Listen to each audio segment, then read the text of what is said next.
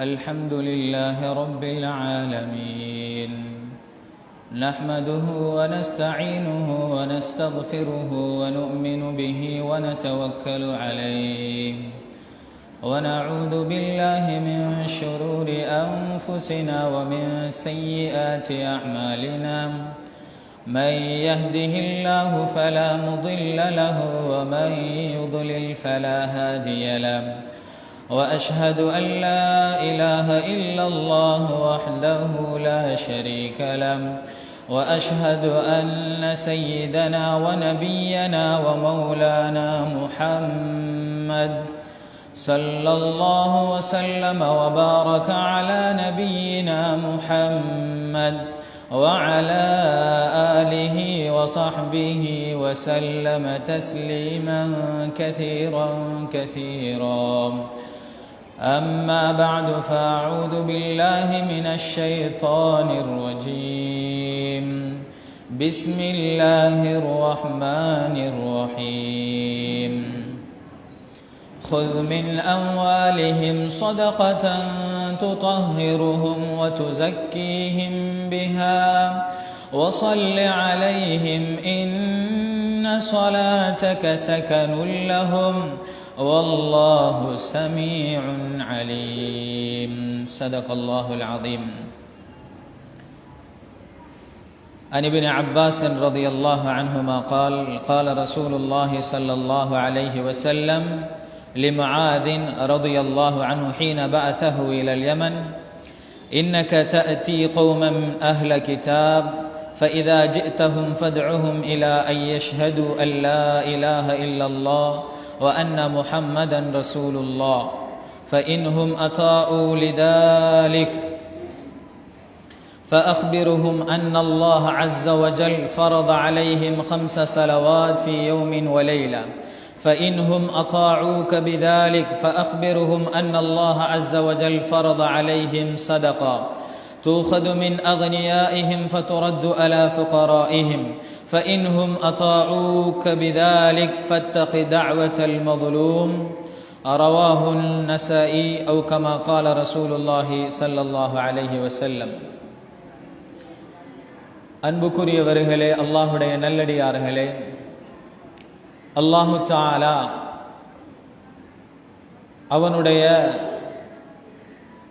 அவனால் ஏற்றுக்கொள்ளப்பட்ட ஒரு உன்னதமான மார்க்கத்தை பின்பற்றி வாழக்கூடிய மக்களாக அல்லாஹ் நம்மை ஆக்கியிருக்கிறான்.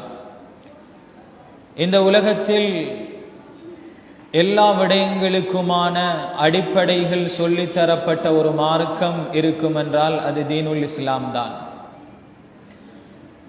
ஒவ்வொரு கோணத்திலும் ஒவ்வொரு நிலைப்பாட்டிலும் வாழக்கூடிய மனிதன் தான் இதற்கான முன்மாதிரி, இதற்கான அடிப்படை இல்லை என்று யாரும் விரல் நீட்ட முடியாத அளவு ஒவ்வொரு விடயங்களையும் மிகச் தெளிவாக இந்த மார்க்கம் நமக்கு சொல்லி தந்திருக்கிறது.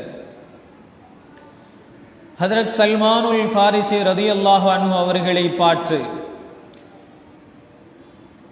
மக்கத்தில் இருந்த முஷ்ரிக்குகள் கேலி செய்தார்கள்: சல்மானே ரலியல்லாஹு அன்ஹு, உங்களுக்கு மலஜலம் கழிப்பதற்கு உட்காருவது எவ்வாறு என்பதையும் உங்களுடைய தோழர் சொல்லித்தர வேண்டுமா? அந்த அளவுக்குத்தான் நீங்கள் இருக்கிறீர்களா என்று கேட்கின்ற அளவுக்கு நபி அவர்கள் ஒவ்வொன்றையும் படித்துக் கொடுத்தார்கள். மலஜலம் கழிக்க உட்காருகின்ற பொழுது உங்களுடைய இடது காலில் பாரத்தை கொடுத்து வலது காலை நட்டி உட்காருமாறு இதற்குரிய முறையையும் கூட நபி அவர்கள் சொல்லிக் கொடுத்தார்கள். அன்புக்குரியவர்களே, அல்லாஹுடைய நல்லடியார்களே, இன்று நாம் பேச இருப்பது இஸ்லாம் ஒவ்வொரு விடயங்களையும் நமக்கு மிக தெளிவாக சொல்லி தந்ததை போல் இஸ்லாத்துடைய மிக பிரதானமான அடிப்படையான 5 கடமைகளில் ஒன்றுதான் ஜகாத் என்று சொல்லக்கூடிய கடமை. இந்த ஜகாத்துடைய அடிப்படை அல்லாஹ் இஸ்லாமிய பொருளாதாரத்தை நமக்கு மிக தெளிவாக சொல்லி தந்திருக்கிறான். இஸ்லாம் இந்த பொருளாதாரத்தை பற்றி சொல்லித் தந்த அளவுக்கு வேற எந்த ஒரு மார்க்கமும் நமக்கு சொல்லித் தந்திருக்க முடியாது. அந்த அளவுக்கு இஸ்லாம் இந்த பொருளாதாரத்தை மிக தெளிவாக பேசியிருக்கிறது. ஏனைய மதங்கள் இந்த இடத்தில் தோற்று போகின்ற அளவுக்கு, அவைகள் பலமிழந்து போகின்ற அளவுக்கு இஸ்லாம் இதை மிக தெளிவாக பேசியிருக்கிறது. ஆன்மீகம், இபாதத் என்பதோடு மாத்திரம் விட்டுவிடாமல் ஒரு மனிதன் எவ்வாறு சம்பாதிக்க வேண்டும், எவ்வாறு செலவழிக்க வேண்டும், அவன் செலவழிக்கின்ற நஃபிலான செலவழிப்புகள் எப்படி இருக்க வேண்டும், ஃபர்லான செலவழிப்புகள் எப்படி இருக்க வேண்டும் என்ற பொருளீட்டலுடைய ஒவ்வொரு அடிப்படையையும் இஸ்லாம் மிக தெளிவாக சொல்லி தந்திருக்கிறது. இந்த மனிதன் பொருளீட்டுவதாக இருந்தாலும் சரி, பொருளாதாரத்தை மேம்படுத்துவதாக இருந்தாலும் சரி, இஸ்லாம் பொருளாதாரத்துடைய ஒரு மிகப்பெரிய மூலக்கூற்றை குர்ஆனின் மூலமாக தெளிவுபடுத்துகிறது. கைலா யகூல தூலதம் பைனல் அக்னியாஇ மின்கும். இந்த பணம் என்பது, இந்த பொருளாதாரம் என்பது, இது வெறுமனே பணக்காரர்களோடு மட்டும் சுத்தி வரக்கூடிய ஒன்றாக இருக்கக்கூடாது. இது அனைவருக்குமான ஒன்று. இது அவர்களுக்கு மாத்திரம் உரித்தானதல்ல. இதற்கு உலகில் பிறந்தவர்கள் எல்லோரும் சொந்தக்காரர்கள், சொந்தம் கொண்டாட முடியுமானவர்கள் என்ற அளவுக்கு இஸ்லாம் இந்த கைலா யகூன தூலதம் பைனல் அக்னியாஇ மின்கும் என்ற ஆயத்தினூடாக மிக தெளிவாக சொல்லித் தருகிறது. அன்புக்குரியவர்களே, உலகத்துடைய ஒவ்வொரு மார்க்கமும் மற்றவர்களுக்கு உதவி செய்கின்ற அந்த இடத்தை சொல்லுகின்ற பொழுது இப்படி சொல்லும்: அவர்கள் பாவம், அவர்கள் சிரமப்படுகிறார்கள், அவர்கள் தேவையோடு இருக்கிறார்கள், அவர்கள் கஷ்டத்தோடு வாழ்கிறார்கள், அவர்களுடைய நிலைமையை பார்த்து, அவர்களுடைய பரிதாபத்தை பார்த்து அவர்களுக்கு உதவிக்கரம் நீட்டுங்கள் என்று எல்லா அமைப்புகளும், எல்லா மார்க்கங்களும், மதங்களும் பேசிக் கொண்டிருக்கிறது. ஆனால் இந்த விடயத்தை இஸ்லாம் பேசுகின்ற பொழுது அவ்வாறு பேசவில்லை. இஸ்லாம் இதை மிக தெளிவாக பேசுகிறது. ஹதரத் ரசூலுல்லாஹி ஸல்லல்லாஹு அலைஹி வஸல்லம் அவர்களை பார்த்து அல்லாஹ் சொல்கிறான்: خذ من أموالهم صدقة تطهرهم وتزكيهم بها وصل عليهم إن صلاتك سكن لهم والله سميع عليم. நபியே, நீர் அவர்களிடமிருந்து அந்த ஜகாத்தை எடுப்பீராக. அன்புக்குரியவர்களே, பாவம் பார்த்து, புண்ணியம் பார்த்து நீங்கள் கொடுங்கள் என்று சொல்லவில்லை. குர்ஆன் சொல்கிறது: வஃபி அம்வாலிஹிம் ஹக்குன் லிஸ்ஸாயிலி வல் மஹ்ரூம்.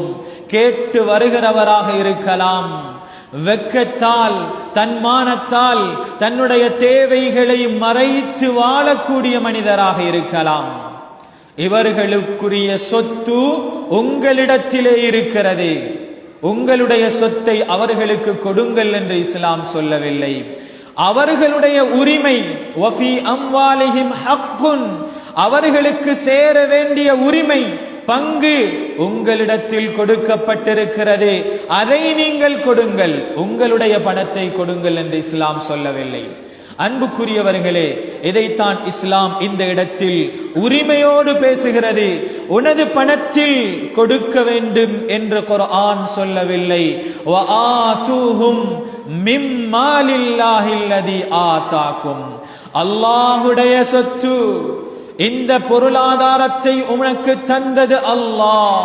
எனவே அல்லாஹ்வுடையதுதான் இந்த பொருளாதாரம், அவனுடையதுதான் சொத்து. இதிலிருந்து அந்த ஜகாத்தை, சதகாவை, அந்த ஹிபத்தை, அந்த வக்ஃபை நிறைவேற்றுங்கள் என்பதாக அல்லாஹ் மிக தெளிவாக சொல்லுகிறான். அன்புக்குரியவர்களே, எந்த அளவு இந்த மார்க்கம் இதற்கு முக்கியத்துவம் கொடுக்கிறது என்றால், சில விடயங்களை அல்லாஹ் அதை பூர்த்தியாக பொறுப்பெடுத்திருக்கிறான். அதற்கான அதிகாரத்தை யாரிடமும் கொடுக்கவில்லை.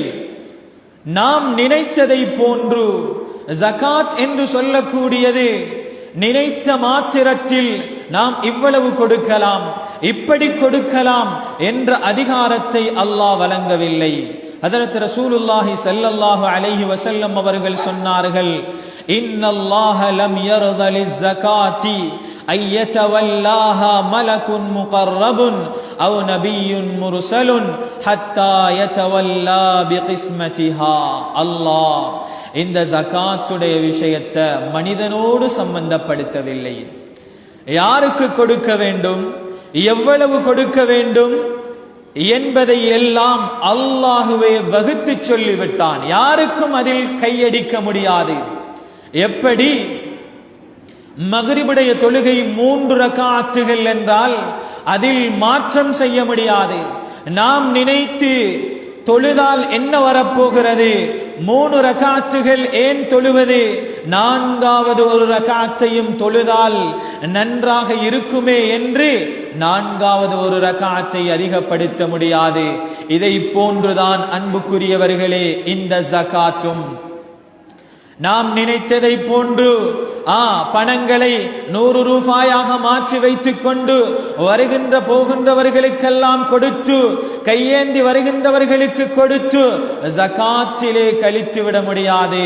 ஜகாத் என்பது எப்படி கணக்கு பார்க்கப்பட வேண்டும், யாருக்கு கொடுக்கப்பட வேண்டும் என்பதையெல்லாம் இஸ்லாம் மிக தெளிவாக சொல்லி தந்திருக்கிறது. இதைத்தான் நபி அவர்கள் சொன்னார்கள், ஜகாத்துடைய பங்கு விடயத்தை அல்லாஹுக்கு நெருக்கமான ஒரு மலக்கிற்கோ அல்லது அல்லாஹுவால் அனுப்பப்பட்ட நபிக்கோ அல்லாஹ் கொடுக்கவில்லை, அந்த அதிகாரத்தை கொடுக்கவில்லை. அல்லாஹ்வே குர்ஆனிலே அதனுடைய கிஸ்மத்தை தெளிவாக சொல்லிவிட்டான். இன்று வறுமை ஒழிப்பு திட்டம், 108 நாடுகளுடைய திட்டம் என்றெல்லாம் பலவிதமான திட்டங்கள் போடப்படுகிறது. ஆனால் எல்லாத்துடைய நிலைமையும் எப்படி இருக்கிறது, இறுதியாக அது வீழ்ந்து போகிறது. ஏன் காரணம், இங்கே மனித மூளைகள், மனிதனுடைய திட்டங்கள் சகோதரர்களே. ஆனால் இறைவன் வகுத்து தந்த, இறைவன் சொல்லி தந்த இந்த திட்டம் அதிலே குறை இருக்காது. மிக தெளிவாக அல்லாஹ் ஒவ்வொன்றையும் சொல்லி தந்திருக்கிறான். இந்த உலகத்தினர் உலக பொருளாதாரம் என்று சொல்லி, உலகத்துடைய வறுமை ஒழிப்பு திட்டம் என்று சொல்லி எங்கெல்லாம் கூட்டங்கள் கூடி ஆலோசனை செய்து தீர்வுகள் எடுக்கிறார்களோ அவைகள் அனைத்தோடும் வட்டி தொடர்பு படுகிறது. அதனால் ஒரு காலம், ஒரு முன்னேற்றம், ஒரு மாற்றம், எத்தனை கூட்டங்கள் நடந்தாலும், எத்தனை நாடுகள் சேர்ந்தாலும் இதை சாத்தியப்படுத்த முடியாது. அல்லாஹ் சொன்ன இந்த ஒரே ஒரு திட்டம் இது நடத்தாட்டப்பட்டால் நிச்சயமாக ஒரு மனிதன் எதிர்பார்க்கின்ற அனைத்தையும் கண்டுகொள்ளலாம். இதனால் தான் சில விடயங்களை அல்லாஹ் தன்னுடைய பொறுப்பிலே எடுத்துக்கொண்டான். வராசத், அனந்தர சொத்து, ஒரு ஆள் மரணிக்கிறார் என்றால் இவருக்கு இன்ன பங்கு கொடுக்க வேண்டும் என்பதை குர்ஆன் தீர்மானித்து சொல்லி இருக்கிறது. அல்லாஹ் சொல்லி இருக்கிறான். மிக தெளிவாக குர்ஆனுடைய ஆயத்துகள் பேசி இருக்கிறது. இதே போலதான் கனீமத், யுத்தம் நடந்தால், இமாம் இருந்து யுத்தம் நடந்தால் அதிலே கொள்ளை பொருட்களாக கிடைக்கின்ற அந்த கனீமத் பொருட்கள் எப்படி பங்கு வைக்கப்பட வேண்டும் என்பதையும் அல்லாஹ் பொறுப்படுத்தி அந்த பங்கை பிரித்து சொல்லி இருக்கிறான். இதே போலதான் இந்த ஜகாத்தும் யாருக்கு கொடுக்கப்பட வேண்டும், எவ்வளவு கொடுக்கப்பட வேண்டும் என்பதையெல்லாம் குர்ஆன் மிக தெளிவாக சொல்கிறது. நாங்கள் மத நல்லிணக்கம் என்று சொல்லி, இன நல்லிணக்கம் என்று சொல்லி காஃபிர்களுக்கு இந்த ஜகாத்தை கொடுக்க முடியாது. மத நல்லிணக்கம், இன நல்லிணக்கம், அதற்கு அல்லாஹ் சதகாவுடைய பாபை, ஹிபாவுடைய பாபை மிக அழகாக திறந்து தந்திருக்கிறான். எனவே குர்ஆன் மிக வலியுறுத்தி மிக தெளிவாக சொன்ன ஒன்றுதான் இந்த ஜகாத். அன்புக்குரியவர்களே, இந்த ஜகாத்தை கொடுப்பதற்கு வசதி இருக்கின்ற மனிதன் அவனுடைய கஞ்சத்தனத்தால், அவனுடைய கொடுக்க முடியாது என்ற மன நிலைப்பாட்டால் தடுக்கின்ற பொழுது இந்த மனிதன் பாவியாகுவான். ஆனால் இந்த ஜகாத்தை எப்பொழுது மறுப்பானோ, ஜகாத் கொடுப்பதை ஜகாத் கடமை இல்லை என்ற நிலைப்பாட்டுக்கு எப்பொழுது வருவானோ அப்பொழுது அந்த மனிதன் காஃபிராக ஆகிவிடுகிறான். பாவி அல்ல, காஃபிராக ஆகிவிடுகிறான். ஏன்? குர்ஆனிலே அல்லாஹ் தொழுகையையும் ஜகாத்தையும் இணைத்து கிட்டத்தட்ட 28 இடங்களுக்கு அதிகமான இடங்களில் சொல்லி இருக்கிறான். தொழுகைக்கு இருக்கின்ற முக்கியத்துவம் நமக்கு ஜகாத்துக்கு இல்லை. ஒரு ஊரிலே பள்ளிவாசல் கட்டப்பட வேண்டும், அது நிர்வகிக்கப்பட வேண்டும், தொழுகைக்கான ஏற்பாடுகள் செய்யப்பட வேண்டும் என்ற விடயத்தில் எந்த அளவு முக்கியத்துவம் கொடுக்கப்படுகிறதோ அதே போன்று ஜகாத்துக்கான முக்கியத்துவம் கொடுக்கப்படவில்லை. அன்புக்குரியவர்களே, நாம் எங்கே வாழ்ந்து கொண்டிருக்கிறோம்? எந்த இடத்தில் இருந்து கொண்டிருக்கிறோம்?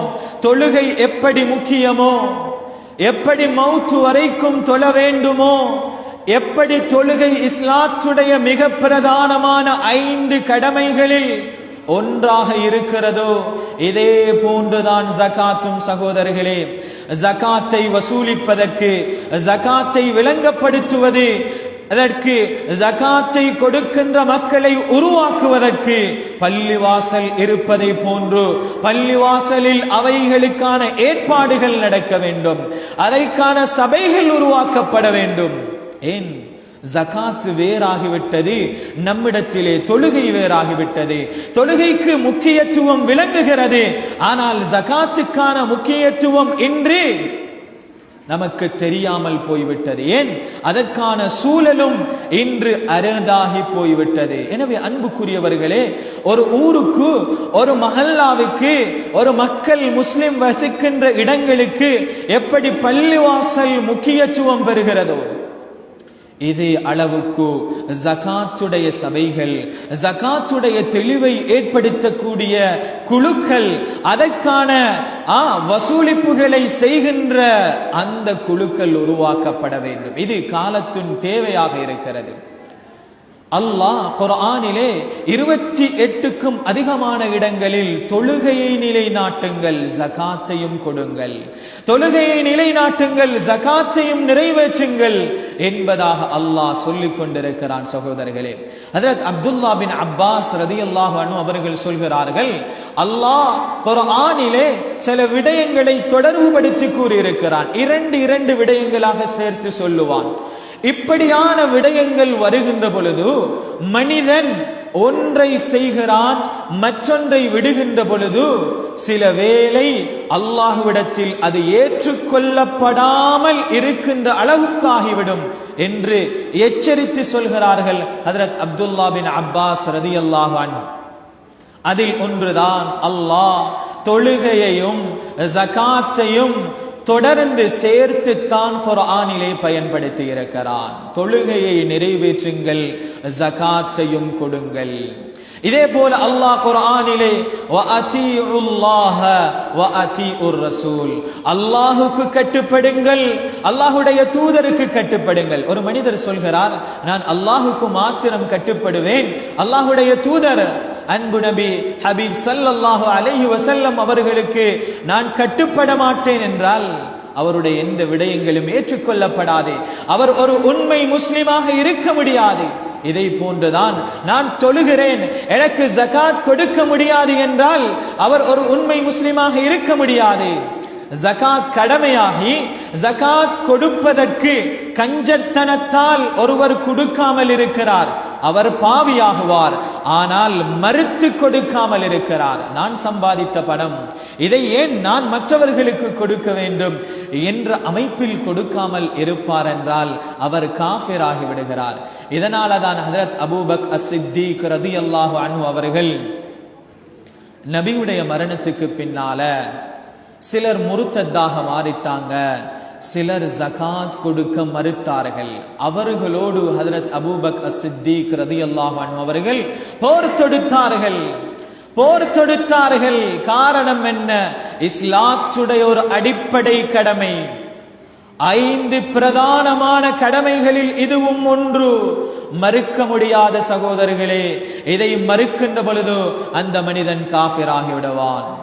தொழுகையையும் நிலைநாட்டுங்கள், ஜகாத்தையும் கொடுங்கள், அல்லாஹுக்கும் வழிபடுங்கள், அவனுடைய ரசூலுக்கும் வழிபடுங்கள். நான் தொழுகிறேன், ஜகாத் கொடுக்க முடியாது என்று சொல்ல முடியாது. நான் ஜகாத் கொடுக்கிறேன், எனக்கு தொழ முடியாது என்றும் சொல்ல முடியாது. மூன்றாவது விடயம், அனிஷ்குருலி வலிவாலிதை. அல்லாஹ் சொல்கிறான், எனக்கும் நன்றி உள்ள அடியானாக நீங்கள் வாழுங்கள், உங்களுடைய தாய் தந்தையருக்கும் கட்டுப்பட்டு நன்றி உள்ளவர்களாக வாழுங்கள். ஒரு மனிதன் சொல்கிறான், நான் அல்லாஹுக்கு நன்றி உள்ளவனாக வாழுவேன், ஆனால் என்னுடைய தாய் தந்தையருக்கு நன்றி உள்ளவனாக நான் வாழ மாட்டேன் என்றால் அவனிடத்தில் மார்க்கம் இல்லை, இஸ்லாம் இல்லை. அதைத்தான் ஹஜ்ரத் அப்துல்லா பின் அப்பாஸ் ரலியல்லாஹு அன்ஹு அவர்கள் சொன்னார்கள். அல்லாஹ் குர்ஆனிலே பொதுவாக எந்த விடயங்களை எல்லாம் இணைத்து சொல்கிறானோ அதில் முக்கியத்துவம் இருக்கிறது. ஒன்றை விட்டால் மற்றொன்று ஏற்றுக்கொள்ளப்படாத அளவுக்கு மாறிவிடும். குலு மினத் தய்யிபாத். அல்லாஹ் முஃமின்களையும் நபிமார்களையும் விழித்து சொல்கிறான், ஹலாலானவைகளை சாப்பிடுங்கள், வஅமலு ஸாலிஹா, நல்லமல்கள் செய்யுங்கள். ஏன்? ஹராம் சாப்பிடப்பட்டால் ஒரு மனிதனுக்கு நல் அமல்கள் செய்வதற்கான ஆசை ஆர்வம் உண்டாகாது. ஹராம் சாப்பிடப்பட்டால் அந்த உடம்பில் வெளியாகின்ற செயற்பாடுகள் பாவமாகத்தான் இருக்கும். ஒரு ஆள் ஹலாலானதை உண்ணுகின்ற பொழுது அவருடைய அந்த ஹலால் அவரை நலவின் பக்கம் தூண்டும். அல்லாஹ் குர்ஆனிலே இணைத்து சொல்கிறான், யா அய்யுஹர் ருசுல் குலு மினத் தய்யிபாத் வஅமலு ஸாலிஹா. நீங்க ஹலால சாப்பிடுங்க, நல்லமல்கள் செய்யுங்க. இதே போல குர்ஆன்ல எந்தெந்த விடயங்கள் இணைத்து சொல்லப்பட்டிருக்கிறதோ அன்புக்குரியவர்களே, அதற்கு ஒரு முக்கியத்துவம் இருக்கிறது. அதற்கொரு முக்கியத்துவத்தை அல்லாஹ் சொல்லி இருக்கிறான் என்பதாக ஹஜ்ரத் அப்துல்லா பின் அப்பாஸ் ரலியல்லாஹு அன்ஹு அவர்கள் சொல்கிறார்கள். ஜகாத்தை பற்றி குர்ஆன் சொல்லுகின்ற பொழுது உலகத்தில் சிறந்த மனிதர்கள், நாங்க உலகத்தில் இவர் சிறந்தவர், இவர் சிறந்தவர், இவர் சிறந்தவர் என்று நாம் அடையாளப்படுத்தி வைத்திருக்கிறோம். ஆனால் குர்ஆன்ல அல்லாஹ் சிறந்தவர்களை பற்றி சொல்கிறான். وَمَا أُمِرُوا إِلَّا لِيَعْبُدُوا اللَّهَ مُخْلِصِينَ لَهُ الدِّينَ حُنَفَاءَ وَيُقِيمُوا الصَّلَاةَ وَيُؤْتُوا الزَّكَاةَ وَذَلِكَ دِينُ الْقَيِّمَةِ إِنَّ الَّذِينَ آمَنُوا وَعَمِلُوا الصَّالِحَاتِ أُولَئِكَ هُمْ خَيْرُ الْبَرِيَّةِ. உலகத்தில் பூமியில வாழக்கூடியவர்கள்ல ஆக சிறந்தவர்களை பற்றி அல்லாஹ் சொல்கிறான்.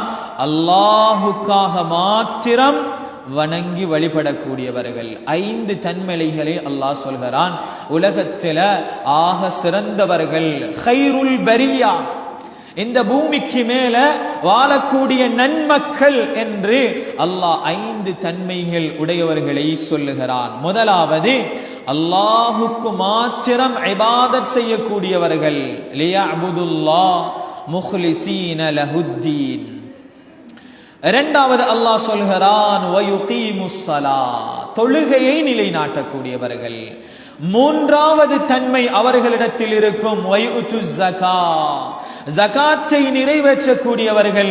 இதில் யார் ஈடுபடுகிறார்களோ இது மிக தெளிவான கோணல் இல்லாத அனைத்தையும் சரிவர சொல்லித் தரப்பட்டிருக்கின்ற மார்க்கம் என்று சொல்லிவிட்டு அல்லாஹ் நான்காவது சொல்கிறான், ஈமானோடு 5வது நல்லமல்கள். இன்னல்லதீன ஆமனு வஅமிலுஸ் ஸாலிஹாத், ஈமானோடு நல்ல அமல்களும் செய்கிறார்களோ, அல்லாஹுக்காக வணங்கி தொழுகையை நிலைநாட்டி ஜகாத்தையும் கொடுத்து ஈமானோட சாலிஹான நல்லமல்கள் செய்கிறார்களோ, உலாஇக ஹும் கைருல் பரியா, உலகத்தில் சிறந்தவர்கள் அவர்கள்தான். அவர்களுக்கு என்ன கூலி? ஜகாத் கொடுக்கக்கூடியவர்களுக்கு என்ன அந்தஸ்து? அல்லாஹ் குர்ஆனிலே தொடர்ந்து சொல்கிறான், அவர்களுக்குரிய கூலி என்ன? ஜஸாஉஹும் இன்த ரப்பிஹிம், அவர்களுடைய ரப்பிடத்தில் அவர்களுக்கான கூலி என்ன? ஜன்னாத்து அதன், அதன் என்ற சுவர்க்கம். சகோதரர்களே, அதன் என்ற சுவர்க்கத்தை அல்லாஹ் வைத்திருக்கிறான். எத்தனை நாள், எவ்வளவு காலம் இருப்பாரு? அந்த சுவர்க்கத்துடைய உலகத்தில் இருக்கிறது போல ஒரு பெரிய ஹோட்டல், 5 ஸ்டார் ஹோட்டல்ல அவர் தங்க வைக்கப்படுறதல்ல. ஜன்னாத்து அதன் என்ற சுவர்க்கத்தில் அவர் தங்க வைக்கப்படுவார். எவ்வளவு காலம் இருப்பாரு? 5 நாளைக்கு 10 நாளைக்கு புக் பண்ணி இருக்கிறதா? இல்ல. அல்லாஹ் சொல்றான், خالدين فيها, நிரந்தரமாக என்றென்றும் தங்கி இருப்பார்கள் அந்த ஜன்னாத்து அதனிலே. அதோடு மாத்திரம் அல்லாஹ் முடித்துக் கொள்ளவில்லை, நிரந்தரமாக தங்கி இருப்பார்கள் என்று சொன்ன அல்லாஹ் அதோடு மாத்திரம் முடித்துவில்லை. அல்லாஹ் இன்னும் சொல்கிறான், خالدين فيها அபதா. சந்தேகப்பட வேண்டாம், யோசிக்க வேண்டாம், சந்தேகம் வந்துவிட வேண்டாம். நிரந்தரத்திலும் நிரந்தரம், மௌத்தே இல்லாத அந்த வாழ்க்கையில நீங்க நிரந்தரமாக ஜன்னாத்து அதன்ல காலிதீன் என்றாலும் நிரந்தரமாக தங்கிவிடுதான். திரும்பியும் அல்லாஹ் அதை உறுதிப்படுத்தி சொல்கிறான். இது மட்டுமா? ரலியல்லாஹு அன்ஹும் வரது அன்ஹு, அல்லாஹ் இந்த மனிதர்களை பொருந்திக் கொண்டான் என்பதாக அல்லாஹ் சொல்கிறான். எனவே அன்புக்குரியவர்களே, அல்லாஹுடைய நல்லடியார்களே, உலகத்தில சிறந்தவராக, உலகத்தில நன்மாராயம் சொட்டப்பட்டவராக, நாளை மௌத்துக்கு பின்னாலும் அந்த உயர்ந்த சுவர்க்கத்துக்குரியவராக இந்த ஜகாத்தை கொடுக்கின்ற மனிதர் ஆகுவாரே. இந்த ஜகாத் என்பது வருடா வருடம் கணக்கு பார்த்து குர்ஆனும் ஹதீஸும் எப்படி சொல்கிறதோ அப்படி கொடுக்கப்பட வேண்டும். சகோதரர்களே, ஜகாத்தின் மூலமாகத்தான் பொருளிலே உண்மையான பரக்கத் என்பது அடைய முடியுமானதாக இருக்கிறது. நாம் யோசிக்கிறோம், நம்முடைய முன்னோர்கள் 12, 13 குழந்தைகளை பெற்றெடுத்தார்கள். 18 குழந்தை பெற்ற மூதாதையர்களும் இருக்கிறார்கள். அவர்களுடைய காலம் எப்படி ஓடியது? அவர்களுடைய பொருளாதாரம் எப்படி? நாம் ஒருவர் நமக்கொருவர், அல்லது நாம் இருவர் நமக்கு இருவர் என்ற நிலைப்பாட்டுக்கு குழந்தைகளுடைய எண்ணிக்கை மாறிவிட்டது. சஹாபாக்களும் நம்முடைய முன்னோர்களும் எவ்வாறு இந்த பொருளாதாரத்திலே பரக்கத்தை அடைந்து கொண்டார்கள்? சகோதரர்களே, ஜகாத் சதகா என்பது அவர்களிலே ஊறி போயிருந்தது. நாம் நினைக்கிறோம் ஜகாத் என்று வருகின்ற பொழுது கொடுப்பதால் குறைந்துவிடும் என்பதாக. இல்லை சகோதரர்களே, அல்லாஹுடைய வாக்குறுதி இருக்கிறது. அதே மாத்திரத்தில் ஷைத்தானுடைய வாக்குறுதியும் இருக்கிறது. 2 வாக்குறுதிகளையும் அல்லாஹ் பக்கத்திலே குர்ஆனிலே சொல்கிறான். அஷ்ஷைத்தானு யஇதுகுமுல் ஃபக்ர, அஷ்ஷைத்தானு யஇதுகுமுல் ஃபக்ர. கொடுக்க நினைக்கின்ற பொழுது ஷைத்தான் சொல்லுவானாம், உண்ட மூளையால நல்லா யோசிச்சு பாரு, இதுல இவ்வளவு கொடுத்தா குறைவுதானே ஏற்படும், எப்படி அதில் அதிகம் உண்டாகும்? உனக்கு விளங்குகின்ற உன்னுடைய மூளையால் யோசித்து பார். உன்னுடைய மூளை பதில் சொல்லும், அஷ்ஷைத்தான் யஇதுகுமுல் ஃபக்ர. ஷைத்தான் பஞ்சத்தை, வறுமையை பயங்காட்டுவான். அல்லாஹ் தொடர்ந்து சொல்கிறான், வல்லாஹு யஇதுகும் மக்ஃபிரத்தம் மின்ஹு வ ஃபல்லாஹ். அல்லாஹ் உங்களுக்கு தன்னுடைய ஃபதுல, தன்னுடைய கொடைய, தன்னுடைய மக்ஃபிரத்தை உங்களுக்கு வாக்களிக்கிறான். அன்புக்குரியவர்களே, கொடுக்க நினைக்கின்ற பொழுது யாருடைய வாக்குறுதியின் மீது நமக்கு நம்பிக்கை வருகிறது? எதை முற்படுத்துகிறோம்? எம்முடைய ஈமானுடைய தரம் எப்படி இருக்கிறது? இந்த ஜகாத் சதகாவுக்கான முன்னுரிமை எம்மிடத்திலே எந்த அளவு இருக்கிறது? சகோதரர்களே, அல்லாஹுவை நம்ப நம்முடைய உள்ளங்கள் தயாரில்லை. அந்த ஷைத்தான் கொடுக்கின்ற வாக்குறுதியை 100க்கு 100 நம்பி விடுகிறோம். அதனால் கை நீட்டுவதற்கு சிரமமாக இருக்கிறது. கொடுப்பது என்றால் மனது இறுக பிடித்துக் கொள்கிறது. சகோதரிகளே, அன்புக்குரியவர்களே, அல்லாஹுடைய நல்லடியார்களே, அல்லாஹுடைய வாக்குறுதியா ஷைத்தானுடைய வாக்குறுதியா? நாம் தான் முடிவு செய்ய வேண்டும். நாம் தான் முடிவு செய்ய வேண்டும். எதன் மூலம் நாம் முன்னேற முடியும்? எதன் மூலம் நம்முடைய பொருளாதாரம் வளர்ச்சி அடையும்? நம்முடைய முன்னோர்கள் நம்மை போன்று 20 மணித்தியாலம் வேலை செய்து போதாததற்கு ஓட்டி மேலதிக நேரம் வேலை செய்யவும் இல்லை சகோதரர்களே, நிம்மதியாக வாழ்ந்தார்கள். அல்லாஹுடைய வாக்குறுதி சதகாவுடைய விஷயத்தில், ஜகாத்துடைய விஷயத்தில் நபி அவர்கள் 3 விடயங்களை சத்தியம் செய்து சொன்னார்கள். நபி அவர்கள் ஒரு விடயத்தை சத்தியம் செய்து சொல்ல வேண்டிய தேவையில்லை. பொதுவாக நபி அவர்கள் தான் நினைச்சத, தன்னுடைய மனசு நினைச்சத ஒரு நாளும் பேசுறதல்ல. மா யன்திகு அனில் ஹவா, நபி விரும்பினத மனோ இச்சை பிரகாரம் பேசுறதல்ல. இன் ஹுவ இல்லா வஹ்யு யூஹா, நபிக்கு சொல்லப்படுகிறத தான் சொல்லுவாங்க. எனவே நபி சொல்ற விடயங்கள் எல்லாம் உண்மையானது, நடக்கக்கூடியது, யதார்த்தமானது.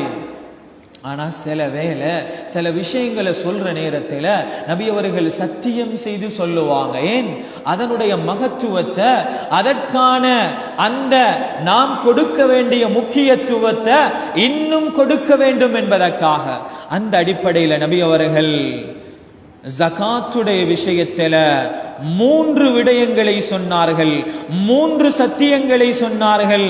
வல்லாஹி மா நகஸத் மாலும் மின் ஸதகா, ஜகாத்தின் மூலமாக, சதகாவின் மூலமாக நீங்க நினைக்கிறீங்க உங்களோட சொத்து குறையும். அன்புக்குரியவர்களே, ஒரு நாளும் குறையாது, ஒரு நாளும் குறையாது. நபி அவர்கள் சத்தியம் செய்து சொன்னார்கள். கொடுத்தவர்களிடத்தில் கேட்டு பாருங்கோ, கொடுக்கிறவர்களிடத்தில் கேட்டு பாருங்கோ. நமக்கு ஆச்சரியமாக இருக்கிறது, இவர்கள் எப்படி இவ்வளவு சிரமமான காலத்திலும் கொடுக்கிறார்கள். அன்புக்குரியவர்களே, கொடுத்து பாருங்கள், வருகின்ற வருடம் அதை போன்று 2 மடங்கு ஜகாத் கொடுக்கின்றவர்களாக அல்லாஹ் பரக்கத் செய்வான். இந்த வருடம் 1 லட்சம் ஜகாத் கொடுக்கிறதுக்கு எங்களுக்கு கடமையாக இருக்குதுண்டா, வார வருஷம் அல்லாஹ் இந்த ஜகாத்துடைய பரக்கத்தை எப்படி கொண்டு வருவான்?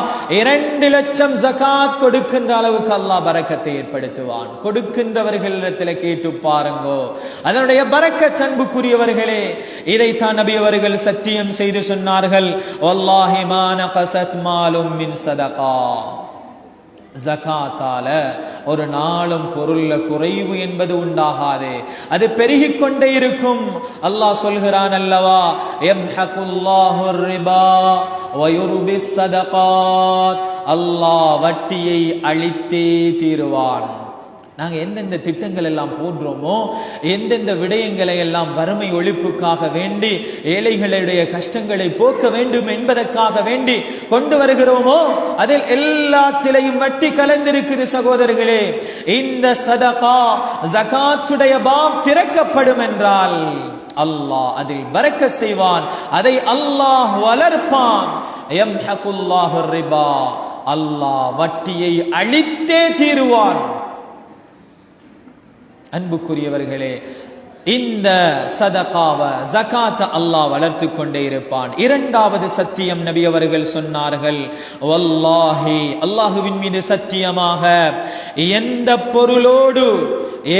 பொருளோடு ஜகாத்துடைய அளவு அந்த பொருள் கலந்து விடுமோ, இல்லா அஹ்லகத்துஹு.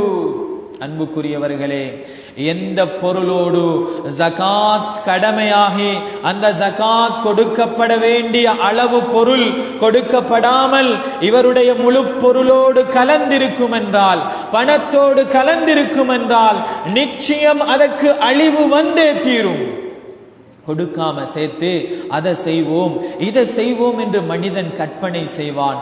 அதை அழிப்பதற்கு ஏதாவது ஒன்று வரும், ஒரு நோய் வரும், ஒரு பிரச்சனை வரும், எதிர்பார்க்காத ஒரு தேவை வரும் சகோதரர்களே, அழிந்து போய்விடும். நபி அவர்கள் சத்தியம் செய்து சொன்னார்கள், ஜகாத் கடமையாகிவிட்டது, அதிலே கொடுக்க வேண்டிய பகுதி இருந்து அதை கொடுக்காமல் நான் உழைத்த சொத்து, நான் சம்பாதித்தது என்று அதை மனிதன் பிடித்து கொண்டிருப்பான் என்றால் அந்த கொடுக்க வேண்டிய வீதம் கொஞ்சம்தான். அல்லாஹ் 100 வீதம் தந்திருக்கிறான். பொருளாதாரம் முழுக்க அவனுக்குரியது. எல்லாத்தையும் தந்துவிட்டு அல்லாஹ் 100க்கு 100 வீதம் தாண்டு கேட்கல சகோதரர்களே. 2.5 வீதம் ஒவ்வொன்றையும் பங்கு வித்தியாசப்படும். குறைஞ்சபட்சம் அல்லாஹ் கேட்கிறான் சகோதரர்களே. எங்கட உள்ளம் என்ன சொல்லுதோ, ஆனா நாங்க இந்த பங்க வெளியாக்காம எங்கட சொத்தோட ஒழுங்கான முறையில கணக்கு பார்க்காம எங்கட சொத்தோட கலந்து வச்சிருப்போம்டா அதுக்கு அழிவுதான். அதுல 2வது கருத்துக்கு இல்ல. நபி அவர்கள் சத்தியம் செய்து சொன்னது சகோதரர்களே, எந்த பொருளோடு எந்த பணத்தோடு ஜகாத்தாக கொடுக்கப்பட வேண்டியது கலந்து இருக்குமோ இல்லா அஹ்லகத்ஹு, அது அழிவுக்குத்தான் உள்ளாகும் சகோதரர்களே. நாம் எம்முடைய உள்ளத்தாலும் நினைத்து விடக்கூடாது இது என்னுடைய மூலாதாரம், என்னுடைய பொருளாதாரம் என்று. அன்புக்குரியவர்களே, கடலிலே படகிலே வலையை எடுத்துக்கொண்டு செல்கிறார்கள். என்ன நிச்சயத்தோடு செல்கிறார்கள்? அந்த மீனை தருபவன் யார் சகோதரர்களே? இந்த பொருளாதாரத்தை ஈட்டச் செய்பவன் யார் சகோதரர்களே? அல்லாஹ். நாம் கடை திறந்து சாமான்களை பொருட்களை அடுக்கி அடுக்கி அழகுபடுத்தி வைத்திருக்கிறோம் விற்பனை செய்வதற்கு. நம்முடைய கடையில் வாங்குவதற்காக அந்த மனிதனுடைய உள்ளத்தில் யோசனையை போட்டு அவனை நம்முடைய கடைக்கு அனுப்பி வைத்தவன் யார் சகோதரர்களே? வயல் வேளாமை என்று செய்கிறோம், நெல்லை தூவி விட்டு வருகிறோம், அதை முளைக்க செய்து அதில் மணிகளை வித்துகளை ஏற்படுத்தி பொருளாதாரத்தை தந்தது யார் சகோதரர்களே? அன்புக்குரியவர்களே, அல்லாஹ் தந்துவிட்டு தந்த எல்லாத்தையும் நீ கஷ்டப்பட்டது உன்னோடு இருக்கட்டும், அனைத்தையும் என்னிடத்தில் கொட்டிவிடு என்று சொல்லவில்லை. குர்ஆன் மிக தெளிவாக சொல்கிறது, லா தஜஅல் யதக மக்தூலதன் இலா உனுகிக், நான் ஒன்றையும் கொடுக்க மாட்டேன் என்று உங்களோட கையை கழுத்தில கட்டிக்கொள்ளாதீங்க. அதனால கொடுக்காமவும் இருந்திராதீங்க. வலா தபசுதுஹா குல்லல் பஸ், கொடுக்கிறேன் என்பதற்காக அனைத்தையும் அள்ளி கொடுத்து, அப்படியும் அல்லாஹ் நம்மிடத்தில் கேட்கவில்லை சகோதரர்களே, கொஞ்சம் போல கேட்கிறான். இது எப்படி தெரியுமா? உதாரணம் ஒன்று சொல்லுவாங்க. ஒரு அப்பா, மூத்த வாப்பா என்ன செய்யறாரு? தன்னுடைய பேரனுக்கு ஒரு இனிப்ப ஏதாவது ஒரு பொருளை வாங்கி கொண்டு கொடுக்கிறார். பேரனுக்கு, சின்ன ஒரு பேரன் கொடுத்துட்டு அந்த பேரன்ட்ட கெஞ்சி கெஞ்சி கேட்கிறாரு, எனக்கு தாங்க மகன், கொஞ்சம் எனக்கு ஒரு துண்டு தாங்க, எனக்கு ஒரு பாதி ஒன்று தாங்க.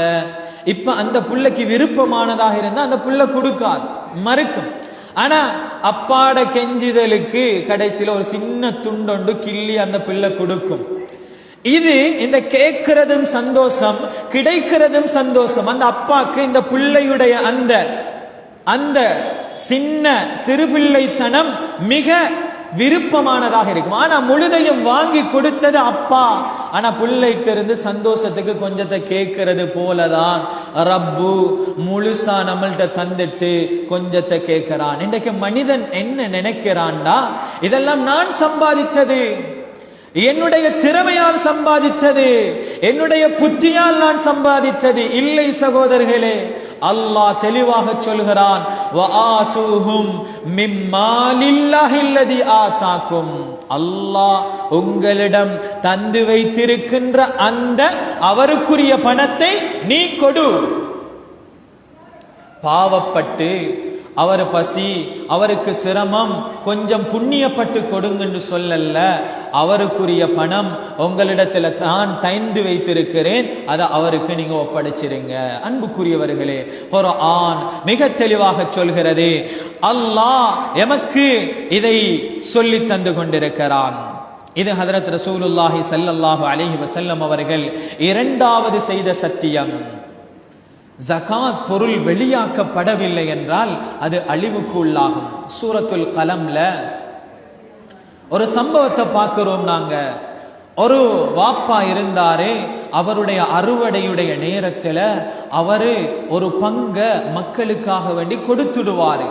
வாப்பா மரணிச்சிட்டாரு, பிள்ளைகள் ஐடியா போட்டாங்க, வாப்பா செஞ்ச மாதிரி செஞ்சு நாங்க மோடையனாக உலகத்தில் வாழ்ந்துடக்கூடாது, நாளைக்கு சுபகுடைய நேரம் அறுவடை செய்யறன்னு தெரியும், அந்த நேரத்துக்கு மிஸ்கீன்கள் வந்துடுவாங்க, நாங்க அதுக்கு முன்னால இரவோடு இரவாக சென்று அவைகளை அறுவடை செய்து எல்லாத்தையும் வீட்டுக்கு கொண்டு வந்து விடுவோம். சகோதரர்களே, போனார்கள். என்ன நினைத்தார்கள் சகோதரர்களே? என்னுடைய சொத்து, இதை நான் ஏன் கொடுக்க வேண்டும்? நான் சம்பாதித்தது வைக்கோல்களாக அல்லாஹ் ஆக்கிவிட்டான். அன்புக்குரியவர்களே, எங்களுடைய உள்ளத்துல ஒரு நாளும் வரக்கூடாது இது என்னுடைய சம்பாத்தியம், இது என்னுடைய சொத்து, இதை நான் எப்படி கொடுப்பேன் என்ற ஒரு நிலைப்பாடு வந்தால் அல்லாஹ் பாதுகாக்க வேண்டும். இப்படியான ஒரு நிலைமை வந்துவிடும். மூன்றாவது,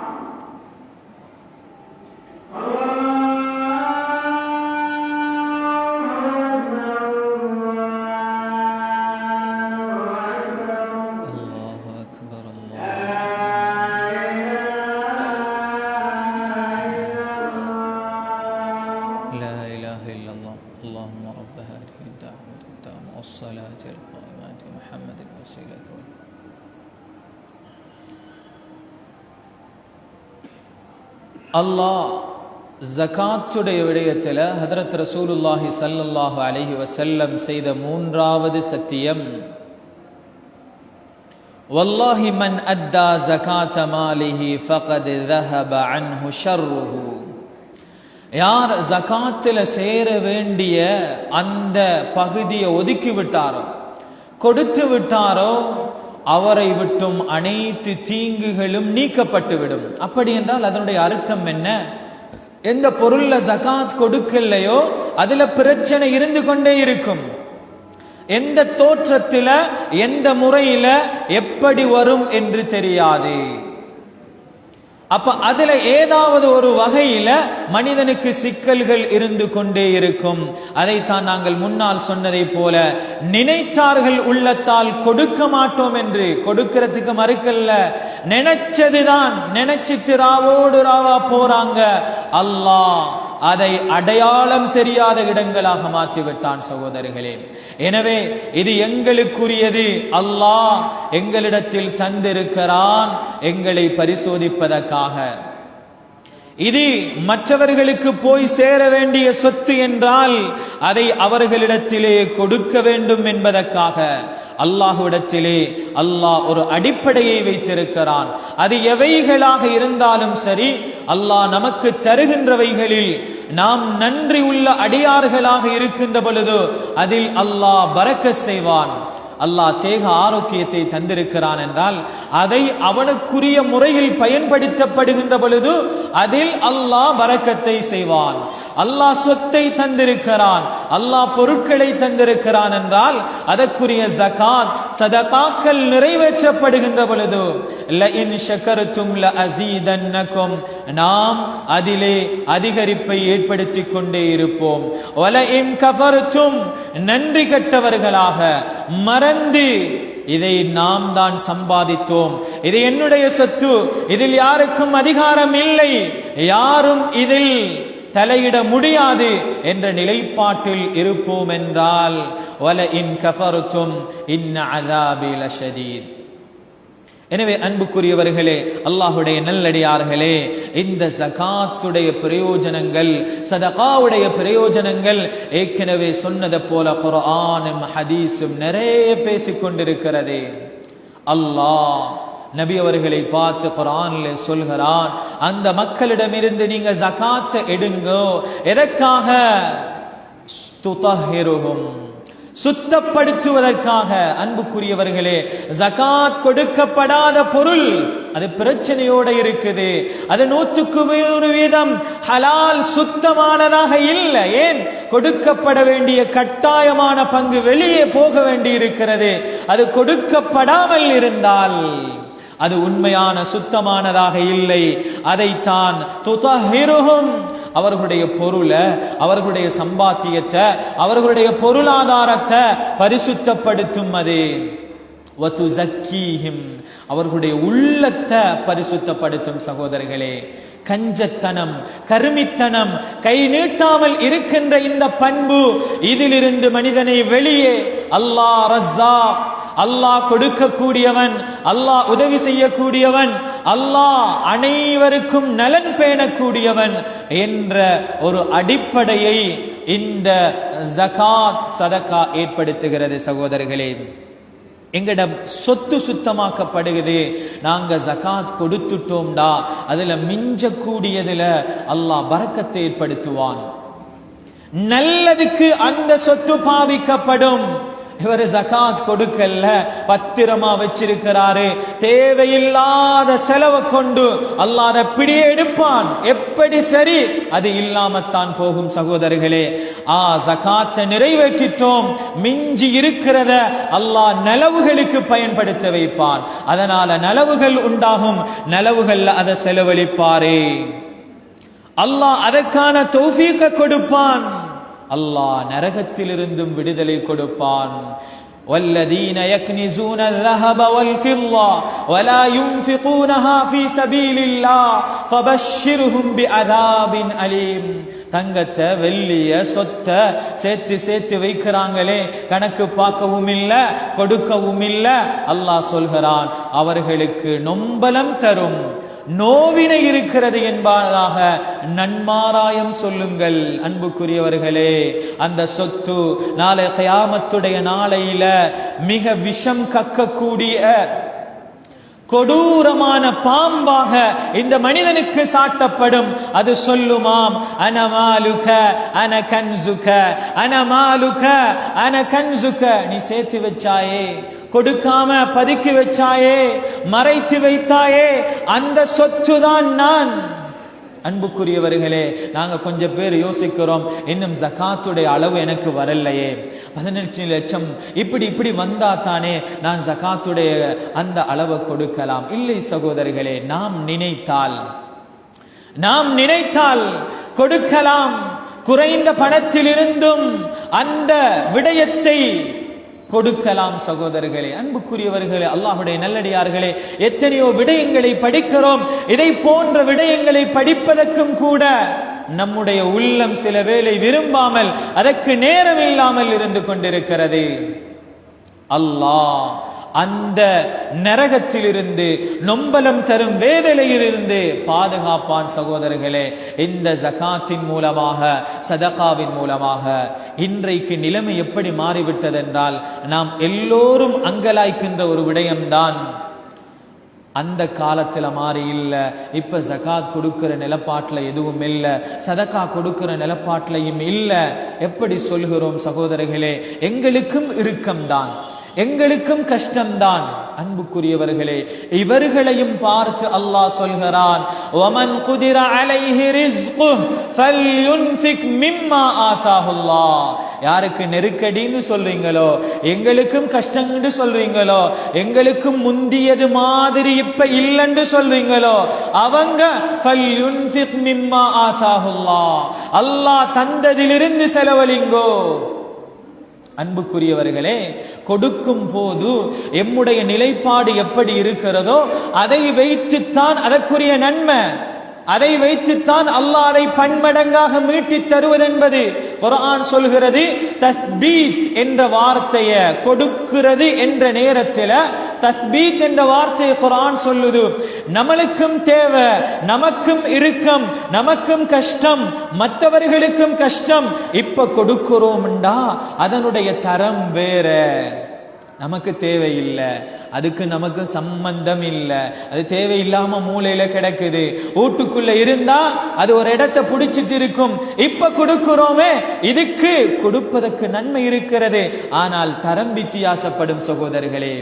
ஒன்றுக்கு 700 எத்தனை கோடி மடங்கு அல்லாஹ் மீட்டு தருவதாக சொல்கிறான். அல்லாஹு யுதாஇஃபு லிமன் யஷா, அளவே இல்லை, எண்ணிக்கையே இல்லை. யாருக்கு அந்த கொடுக்கின்ற நிலைமை, இது ஜகாத்துக்கு அல்ல, சதகாவுக்கு கொடுக்கின்ற நிலைமையில் தேவை இவருக்கும் இருக்கிறது, மக்களுக்கும் தேவை இருக்கிறது. இறுக்கமான நேரம், கஷ்டமான நேரம் இவரும் செலவழிக்கிறார். அன்புக்குரியவர்களே, அதற்கான தரம் வேறு. குர்ஆன் இந்த சதகாவையும் ஜகாத்தையும் பேசாத இடமில்லை சகோதரர்களே. நேரம் இடம் கொடுக்காததால் இந்த விடயங்களை ஞாபகப்படுத்துகிறோம். அன்புக்குரியவர்களே, அல்லாஹ்வுடைய நல்லடியார்களே, இந்த கொடுக்கின்ற மனப்பான்மை, மற்றவர்களுக்காக கொடுக்கின்ற மனப்பான்மை, இது நம்மிலே வளர்க்கப்பட வேண்டிய ஒன்று. அல்லாஹ் நாளை கியாமத்துடைய நாளையில் சொல்லுவானாம், நான் தேவையுடையவனாக, சிரமமுடையவனாக இருந்தேன், என்னை நீ கவனிக்கவில்லை, என்னை கண்டுகொள்ளவில்லை. அந்த ரப்புல் ஆலமீன், நீ அகிலத்தாரின் இரட்சகன், உனக்கு எப்படி கொடுப்பது? அல்லாஹ் சொல்லுவானாம், இன்ன மனிதன் தேவையுடையவனாக இருந்தான், இன்ன மனிதன் சிரமத்தோடு வாழ்ந்தான், அறிந்தும் அவனுக்கான உதவி உன்னிடமிருந்து நடைபெறவில்லை.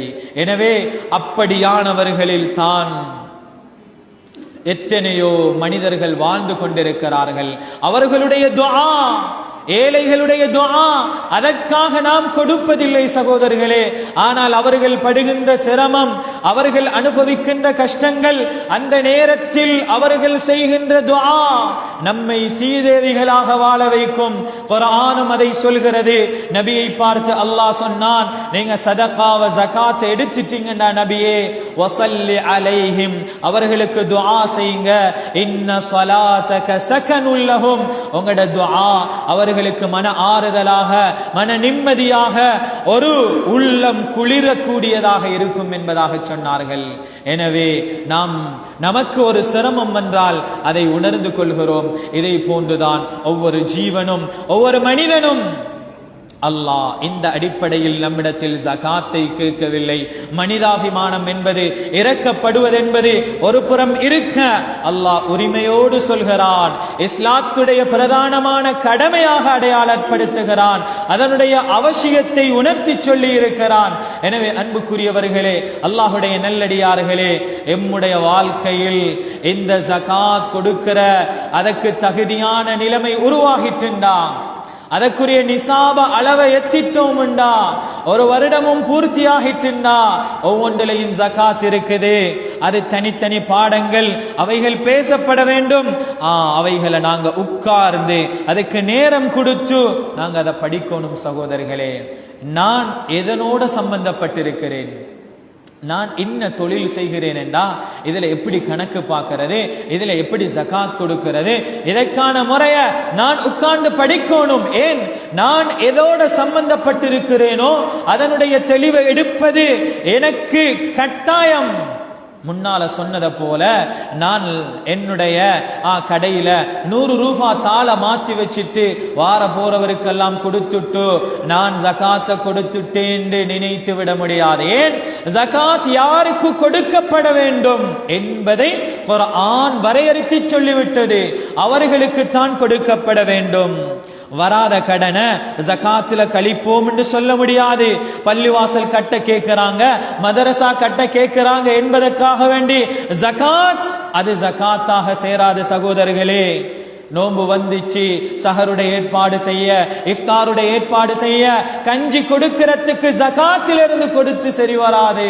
ஜகாத் கொடுக்க வேண்டியவர்களுக்கு அதனுடைய முறையில கொடுக்கப்பட வேண்டும். இவைகளுக்கு அல்லாஹ் சதகாவுடைய பாபை திறந்து தந்திருக்கிறான்.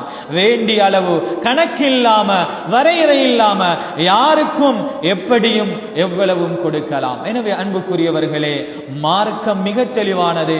ஒவ்வொன்றையும் மிகச் தெளிவாக குர்ஆனும் ஹதீஸும் நபியுடைய சுன்னாவும் நமக்கு சொல்லி தந்திருக்கிறது. எனவே ஒவ்வொரு மனிதனுக்கும் அவன் எதோடு சம்பந்தப்படுகிறானோ அதை பற்றிய விடயங்களை தேடி படிப்பது வாஜிப். எனக்கு தெரியாது, நான் இருந்த சூழல் அது இல்லை என்று தப்பிவிட முடியாது. அவர் அதை தேடி படித்து அதற்குரிய கடமைகளை நிறைவேற்றக்கூடியவராக மாற வேண்டும். எனவே நாமும் இந்த ஜகாத் கொடுக்க தகுதியானவராக இருந்தால் அதை கொடுத்து சதகாக்களை நம்முடைய வாழ்க்கையில் செய்து அல்லாஹுடைய அருளை பெற்று அந்த நரக விடுதலையையும் பெற்று உலகத்திலும் நாளை கியாமத்துடைய நாளையிலும் அல்லாஹுவால் பொருந்திக் கொள்ளப்பட்ட நல்ல மக்களாக அல்லாஹ் நம் அனைவரையும் ஆக்கி அருள்வானாக. ஆமீன் ஆமீன். وآخر دعوانا أن الحمد لله رب العالمين والسلام عليكم ورحمة الله وبركاته.